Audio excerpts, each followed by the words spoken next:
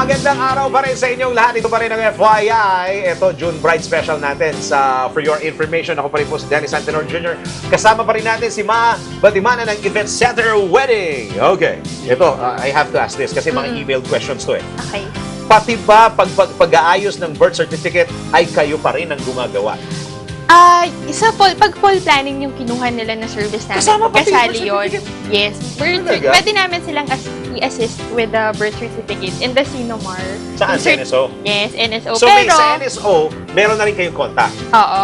Pero, syempre, may mga iba kasing requirements na kailangan ng personal appearance. Yun, talagang kailangan ng bride and groom na Hihilahin nyo talaga pwede namin silang samahan since may mga contacts kami sa mga offices.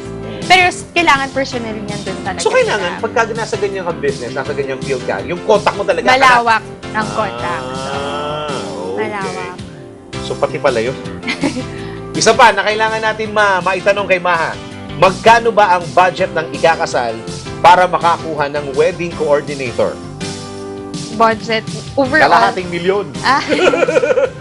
Kasya naman siguro for a simple wedding with 100 guests, kaya na yung mga 300,000. Mga 200 to 300,000. Maganda na yun. 200 to 300,000, 100 guests, pwede na. Yes, pwede Ano na. yun? From start to finish of the event na? Yung Wedding coordination eh. No, the 200 to 300 is the whole wedding na. Yeah, when you say wedding, kasama na yung church, kasama na yung Yes. everything, kasama na yung papers. Lahat. Okay. So, yan doon sa mga nagbabalak. Mag-ipon na kayo ng 200 to 300 at nasa inyong screen po ang cellphone number ni Maha Batimana ng Event Center of Wedding. Wow, 200. Yes. For 100 people. Per 100. Pwede pa ba tumawad? 150. Pagka ganun yung budget, extend lang ako ng konti. 200 to 300,000. Here's the 200 to 300,000. Sabihin na natin 300,000. 100 sa'yo. Ang sinasabi for 100 people. Pwede bang tumawad? Pwede yung gawin natin 150. Anong madalas na nagsasuffer? Normally nangyayari yun kapag malapit na yung wedding, lumalaki yung guest nila. So kami, as wedding planners, Napaka-normal yan sa Pilipino, di ba? diba? Kami, as wedding planners, we have to be honest na syempre masasacrifice yung parts of the wedding. So kunyari may mga Anong unang-una sinasacrifice mo? yung mga invitation. Kasi kaya naman yun may mga mura naman na invitations. Saka may email na di ba?